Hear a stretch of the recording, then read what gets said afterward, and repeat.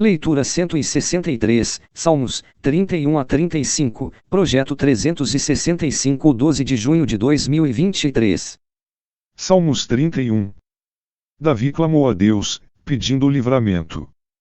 O rei queria que Deus detivesse aqueles que lhe causavam problemas injustamente. Por isso fez seu pedido baseando-se no que conhecia, o nome de Deus e seu caráter imutável. Por Deus ser justo e amoroso, ele se compraz em salvar o seu povo. Dizemos que temos fé em Deus, mas será que realmente confiamos nele? As palavras de Davi, nas tuas mãos encomendo o meu espírito, demonstram sua completa confiança no Eterno. Jesus proferiu esta frase quando estava à morte na cruz, a fim de demonstrar mais uma vez sua dependência absoluta do Pai. Devemos submeter à vontade de Deus nossos bens, nossa família e nossos talentos. Mas primeiro devemos entregar-nos completamente a Ele. Porque Davi abordou a questão da adoração aos ídolos. Ele quis contrastar sua devoção total a Deus com o culto profano oferecido por muitos israelitas. As cerimônias religiosas pagãs nunca foram completamente banidas de Israel e de Judá, apesar dos esforços de Davi e de outros poucos reis. Obviamente, uma pessoa que se havia apegado aos ídolos não poderia entregar seu espírito nas mãos de Deus. Se colocarmos os ídolos de nossos dias, a riqueza, os bens materiais, o sucesso, a fama, etc., em primeiro lugar em nossa vida, não podemos esperar que o Espírito de Deus nos dirija. Deus é a maior autoridade e exige a nossa completa submissão. Ao nomear seus sentimentos, Davi escreve sobre a impotência e a falta de esperança que todos sentimos quando somos odiados ou rejeitados. Porém, é mais fácil aceitar a adversidade quando temos um verdadeiro relacionamento com o soberano Deus. Embora pareça que nossos inimigos têm alguma vantagem sobre nós, eles são os impotentes e os desesperançados, porque os que conhecem a Deus, no final, serão vitoriosos. Podemos ter coragem hoje, porque Deus nos guardará. Ao dizer os meus tempos estão nas tuas mãos, Davi expressou sua convicção de que todas as circunstâncias da vida estão sob o controle de Deus. Saber que Ele nos ama e se importa conosco, capacita-nos a manter a firmeza de nossa fé, a despeito das circunstâncias que nos rodeiam.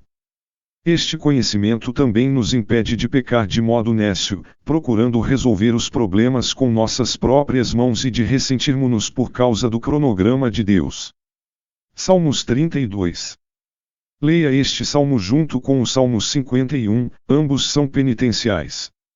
No 32, Davi expressa a alegria pelo perdão que recebeu.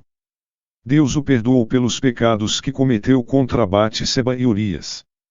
Deus quer perdoar os pecadores. O perdão sempre foi parte da natureza amorosa do Senhor. Ele o anunciou a Moisés, revelou-o a Davi e demonstrou-o dramaticamente ao mundo por intermédio de Jesus Cristo. Os 2 primeiros versículos deste salmo contêm vários aspectos do perdão de Deus. Asseguram que Ele perdoa a rebelião, afasta-nos do pecado e purifica-nos. Paulo citou essas verdades em Romanos e afirmou que podemos ter esta alegre experiência de perdão por meio da fé em Cristo. O que é confissão? Contar o nosso delito a Deus é concordar com Ele sobre o fato de sermos pecadores. É afirmar nossa intenção de abandonar o pecado, a fim de obedecer fielmente o Senhor. Deus recomenda que não sejamos como cavalos ou mulas, que precisam ser controlados com freios e rédeas. Mas algumas pessoas, em vez de permitir que Deus as guie em cada passo, por rebeldia, deixam-lhe somente uma opção para mantê-las úteis: usar a disciplina e o castigo. Deus deseja guiar-nos com amor e sabedoria, não com punições. Ele se dispõe a ensinar-nos o melhor caminho a ser seguido. Aceite o conselho na palavra de Deus e não deixe que sua rebeldia o impeça de obedecer-lhe. Salmos 33. Alguns acreditam que Davi tenha escrito este salmo, pois era um arpista talentoso e frequentemente mencionou instrumentos musicais em seus salmos. Ele indubitavelmente compôs muitos cânticos e comissionou músicos para a adoração no templo. Todas as palavras de Deus são verdadeiras e absolutamente confiáveis, porque, diferentemente do homem, Deus não mente, não se esquece, não muda suas leis nem deixa de cumprir suas promessas. Podemos confiar na Bíblia porque ela é a palavra do Deus verdadeiro, santo, fiel e imutável. Esses versículos resumem poeticamente o primeiro capítulo de Gênesis. Deus não é apenas o coordenador das forças naturais, é o Senhor da criação, o Deus Todo-Poderoso, por isso devemos reverenciá-lo em tudo o que fazemos. O conselho do Senhor permanece para sempre. Você fica frustrado com as inconsistências que vê nos outros e em si mesmo. Deus é completamente confiável, suas intenções nunca mudam. A palavra de Deus nos ensina que tudo o que é bom e perfeito vem do Criador que nunca muda. Quando se pergunta se existe alguém em quem se pode confiar, lembre-se de que Deus é completamente coerente. Permita que Ele o aconselhe. O cavalo é um animal que simboliza força. Por Deus governar e dominar a história de todas as nações, os líderes nunca devem depositar sua confiança na capacidade humana. O poder militar não é a base da nossa esperança, e sim Deus e sua oferta benevolente de salvação, basta confiarmos nele. Isto não é uma garantia absoluta de que todos os crentes serão salvos da morte e da fome. Milhares de cristãos foram espancados até a morte, chicoteados, lançados aos leões ou executados cruelmente. É comum Deus salvar milagrosamente seus seguidores da dor e da morte, mas às vezes, por propósitos conhecidos somente por Ele, não o faz. Quando nos deparamos com duras realidades, devemos ter em mente os desígnios de Deus e como o salmista apela para o cuidado e a proteção do Senhor.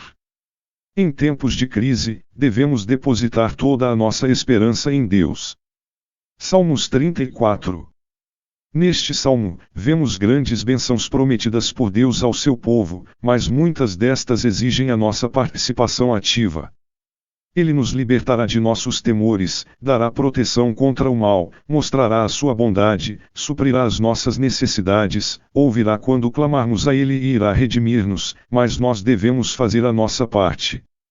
Apropriamo-nos das bênçãos divinas quando buscamos a Deus, clamamos a Ele, confiamos no Senhor, temos temor a Ele, reverenciamo-lo, abstemo-nos da mentira, afastamo-nos do mal, fazemos o bem e buscamos a paz, temos um coração quebrantado diante dele, e o servimos com amor.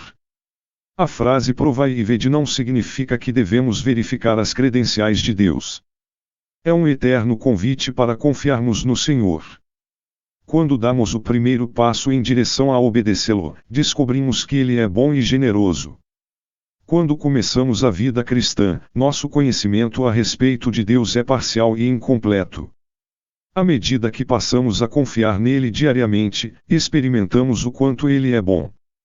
Você diz que pertence ao Senhor, mas será que demonstra temor a Ele? Temer a Deus significa mostrar-lhe profundo respeito, é honrá-lo e reverenciá-lo.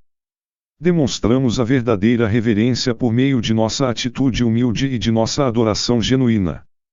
O temor foi demonstrado por Abraão, Moisés e por diversos israelitas. As reações à presença de Deus variavam, mas todos o respeitavam profundamente. A princípio, podemos questionar a declaração de Davi porque parece que muitas coisas boas nos faltam, mas esses versículos não asseveram que os crentes terão tudo o que o quiserem, manifestam o louvor de Davi pela bondade do Deus que supre as necessidades de todos aqueles que a Ele clamam, embora o faça de maneiras inesperadas. Lembre-se, Deus sabe do que precisamos, e as nossas necessidades mais profundas são as espirituais. Embora alguns cristãos enfrentam insuportável pobreza e sofrimentos, têm alimento espiritual suficiente para viver para Deus. Por isso Davi afirmou que se tivermos Deus temos tudo o que realmente precisamos, Deus é o suficiente. Se você sentir que não tem tudo o que precisa, pergunte-se: 1. Que desejo é realmente uma necessidade? 2. Será realmente bom para mim? 3. Esta é a melhor ocasião para ter o que quero. Ainda que você responda sim às 3 perguntas, Deus pode não permitir que você obtenha o que deseja para ajudá-lo a tornar-se mais dependente dele. Talvez o Senhor queira que você aprenda que precisa mais dele do que da realização imediata de seus desejos. Na Bíblia, frequentemente o temor ao Senhor, amor e reverência a Ele, está associado à obediência. Teme a Deus e guarda os seus mandamentos. Se alguém me ama, guardará a minha palavra. Davi afirmou que uma pessoa que teme ao Senhor não mente, afasta-se do mal, faz o bem e promove a paz. O temor é muito mais do que sentar-se no banco de uma igreja e ouvir a pregação. A obediência a Deus também é revelada no modo como falamos e como tratamos os outros. De alguma maneira pensamos que a paz sobrevém a nós sem esforço. Mas Davi explicou que devemos trabalhar arduamente pela paz. Uma pessoa que deseja a paz não pode ser inclinada a discussões nem ser contenciosa. As relações pacíficas vêm dos nossos esforços de procurar a paz e de trabalhar arduamente para viver em paz com os outros todos os dias. Frequentemente, desejamos escapar de problemas como a tristeza, a perda, as doenças, os fracassos e até as pequenas frustrações que constantemente enfrentamos. Deus promete estar perto dos que têm o coração quebrantado e ser a nossa fonte de poder, coragem e sabedoria, ajudando-nos em nossos problemas. Às vezes Ele escolhe livrar-nos de problemas. Quando estes surgirem, não se sinta frustrado em relação a Deus. Admita que você precisa da ajuda do Senhor e agradeça a Ele por estar ao seu lado. Esta é uma profecia a respeito da crucificação de Cristo. Embora fosse um costume romano quebrar as pernas da vítima para acelerar sua morte, nenhum dos ossos de Jesus foi quebrado. Além do significado profético, Davi apelou para a proteção de Deus nos tempos de crise. Salmos 35. Este é um dos salmos imprecatórios. O salmista clama a Deus, para que ele lide com os inimigos. Estes salmos soam como palavras extremamente severas, mas devemos nos lembrar que 1. Davi não podia entender por que era forçado a fugir de homens que injustamente tentavam matá-lo. Ele era o rei ungido por Deus chamado para aniquilar os ímpios de uma nação. 2. O pedido de Davi por justiça era sincero, não era um disfarce para a sua vingança pessoal. Ele verdadeiramente queria a vontade perfeita de Deus para a sua nação. 3. Davi não disse que ele se vingaria, entregou a questão a Deus. O salmo contém apenas suas sugestões. 4. Os castigos foram severamente descritos, a fim de motivar as pessoas a posicionarem-se contra o pecado e a impiedade. A crueldade pode ter sido removida da experiência de algumas pessoas, mas é uma realidade diária para outras.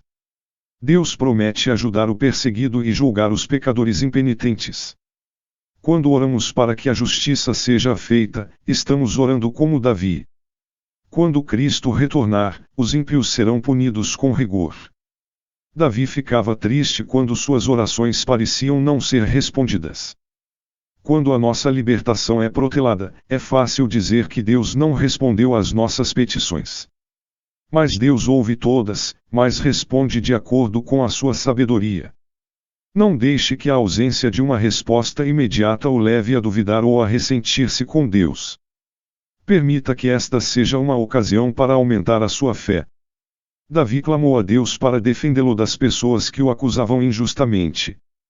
Se você estiver sendo caluniado, sua reação natural poderia ser a vingança ou a justificação de cada uma de suas atitudes, mas em vez disso, peça a Deus que lute esta batalha por você. Ele limpará o seu nome diante daqueles que são realmente importantes.